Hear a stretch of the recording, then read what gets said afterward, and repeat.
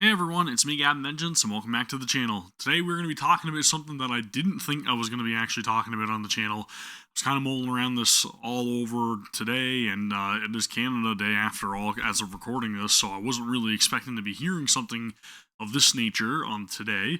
But it turns out that Sony announced that they were no longer going to be producing physical discs as of January 2028, which I think is absolute bullshit. And honestly, that's my opinion. You guys are entitled to your own opinion, but for me personally, I would literally just have to say a massive fuck you to Sony because, in my opinion, whichever assholes decided to go that route with it is literally just making the worst decision, in my opinion, for the consumer, and is quite literally only doing that for their own company in terms of like cutting costs on like production of disc and so on and so forth, right? This is really affecting a lot of different facets of the industry, in my opinion, not only just the creation of games and putting it on physical media, but also just, ruining, in my opinion, just excitement overall for a brand new game to release and everything. One of my fondest memories as a kid was honestly just opening up a brand new video game, whether it be on my birthday or some special event like Christmas or whatnot, and just getting to like hold that game in my hands, look through the entirety of like the art on the case, the back little blurbs about what you're gonna experience within this game, and then opening up that disc and getting to like smell the packaging and looking through the instruction manual.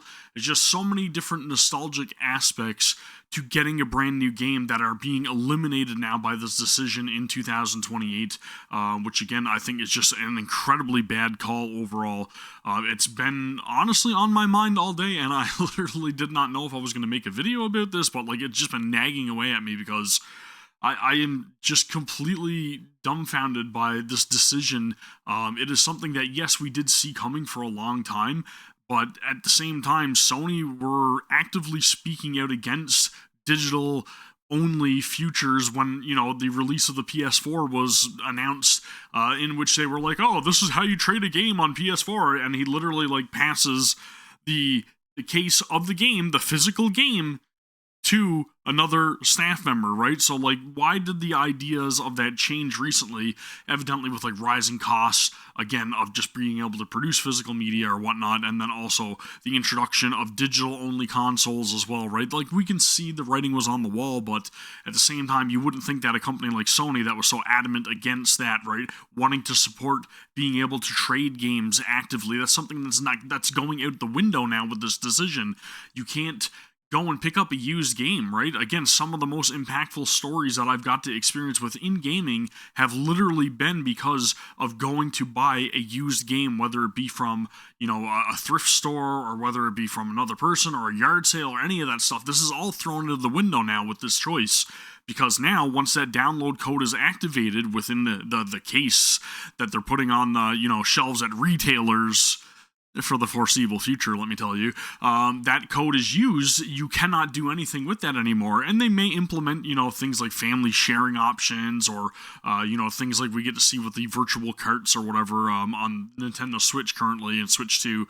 But again, I really do not think that is going to be what they're ultimately going for in the future. They want to be able to control your purchases and being able to control the pricing of things. They don't want you to be able to get, the same experience that people are paying full price for even a fraction of the price, whether it be, 30 days down the road or 3 years down the road. You're going to be ultimately paying whatever price they decide for you. And again, there are a lot of like discrepancies already when it comes to buying physical versus digital, and a lot of times on the PSN the price is higher, right? So again, that is a deterrent, in my opinion, for wanting to buy digital only. There are many other deterrents as well, and things that a lot of people I've seen on YouTube that have not been mentioning, but things of the nature of, the rising costs of hardware.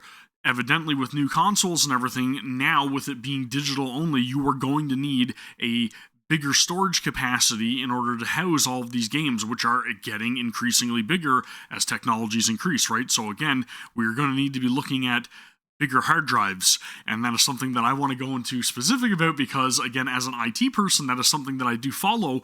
And when I was actually going to upgrade the storage space in my PS5 Pro, I was looking at the pricing of SSD drives, right, where you actually store your games. That peripheral used to be roughly around, I'd say, $150 to $180 roughly in my region in order to purchase a 1 terabyte SSD when the PlayStation 5 Pro first launched, and that increased astronomically as like shortages and everything started happening. And the last time I went down to my local Walmart, it was over $500 for the same exact SSD drive. Okay, so again, you get to see that astronomical increase in the price of that hard drive, that storage space that you were going to need. Well, now we're looking at a future in which that is going to be the only medium in which you are able to access your games, right? You need to be able to install your games now because that is something else that has got implemented throughout the years, right? Every single time now you buy a disc, a lot of the times the game isn't even contained within it because they decided to, again, slowly ease us into the idea of this digital future, right? Before, when you would buy a game on a cartridge, the entirety of it was on a cartridge.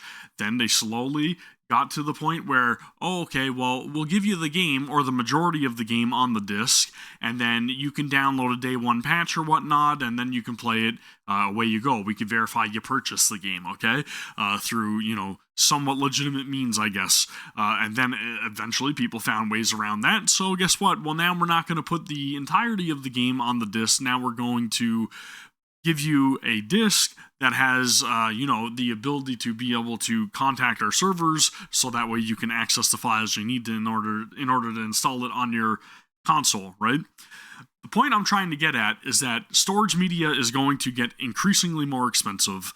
You are not going to see drops in console pricing as they may try to dress it up to seem, because now we don't need to make millions of copies of a game with a plastic case, and then to have the disc there as well. Oh, well, that's fine. Well, the console is going to be cheaper. Well, that's probably not going to be the case again, because again, storage media pricing is going through the roof. So the consoles are going to keep getting more and more expensive, right? And then what's going to happen? Instead of being able to save our games on our disc, we're going to run out of space, and then now you're going to need to upgrade or buy another accessory in order to be able to have more storage space tied to your device. So that is one of the main reasons that I think everybody should be looking at this with a little bit of a different perspective. You have to take into account a lot of these different factors.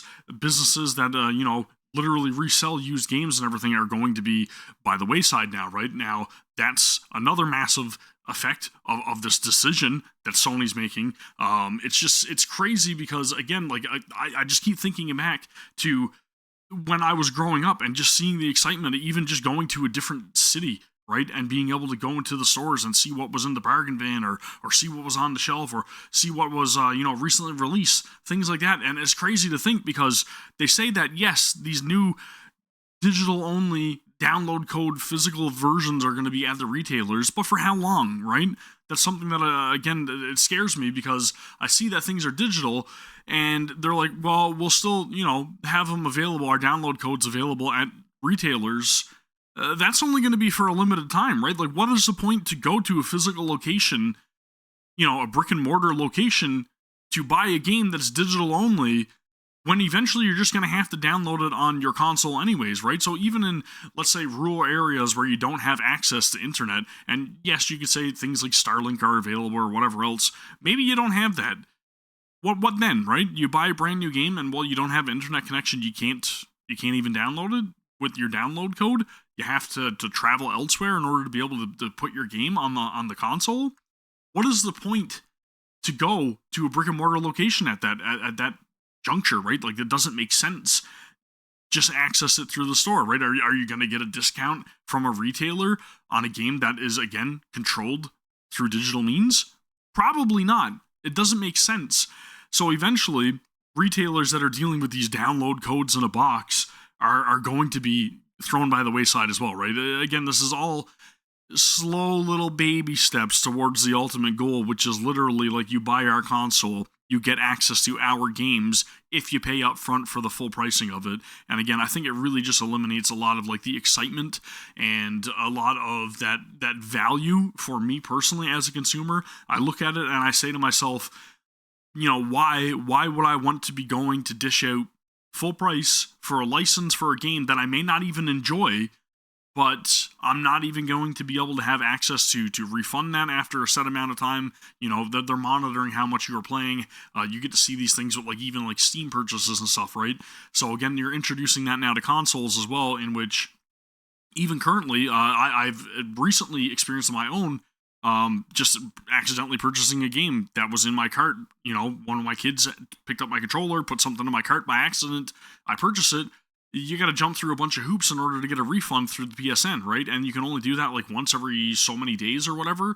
So again, they're really trying to hammer down and can control exactly what you're able to purchase, and your ownership, I guess, your limited ownership of the license that you're purchasing, right? You are no longer purchasing a game, you're purchasing a license, just the rights to access the game. And you may go downtown and go to one of these brick and mortar locations and buy a physical game, in my region now, which is over $100, like $120 or something for a brand new game, that you can't even refund, more than likely, right? And you can't do anything with. You do not own it, and eventually if they decide that they want to take that game away from you, it's gone forever.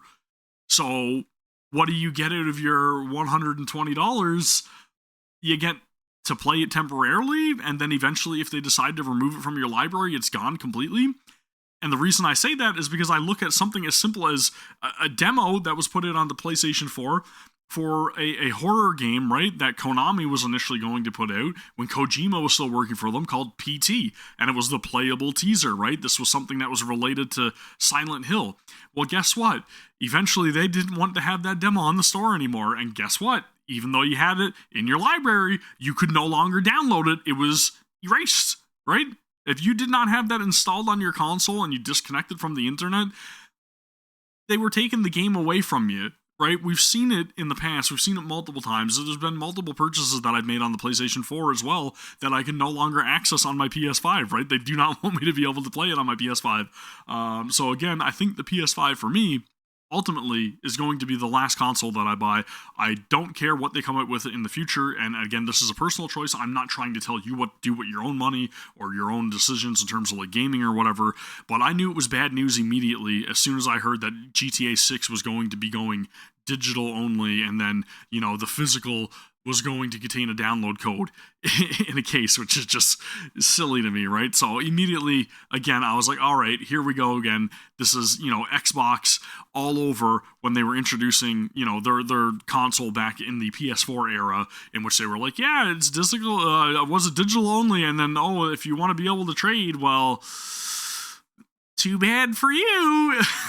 It's like, okay, well, here we go again with Sony. I think for me now, personally, as somebody that mainly covers, mostly just free to play, mobile games or whatever over on the channel, and as somebody that actively enjoys playing physical games on my PlayStation 5 and other devices in my own pastime when I'm not trying to create content, this is the nail in the coffin for me, right? This is where I bow out and I take my leave, and this is it for physical gaming for me, I guess, right?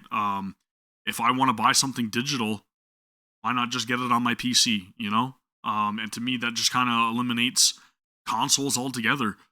So I don't know if that's just, possible food for thought for the future.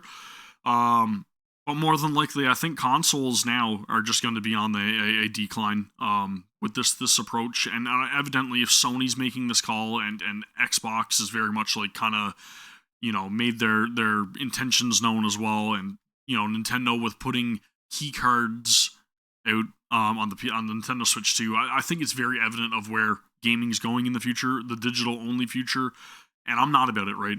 For me, somebody growing up, I'm coming up on my 40s now.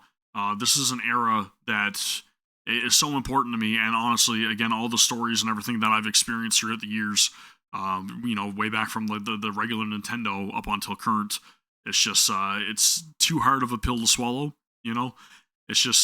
It's too much, and I really don't agree with it. This is just my own personal, again, opinion on things, and just I could not have been more disheartened by hearing this stuff. And I've watched many other creators put out their own takes on this, and they do share a very similar sentiment.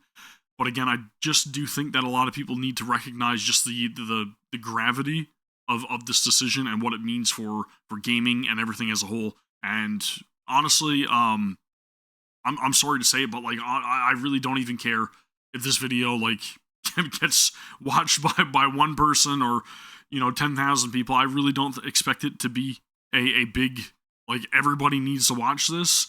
It's just I need to voice this because it has been eating away at me, and I literally need to get these thoughts off my mind because I'm distraught. Like, this is incredibly depressing, and I can't help but say it. I fucking hate where this is going. I really do.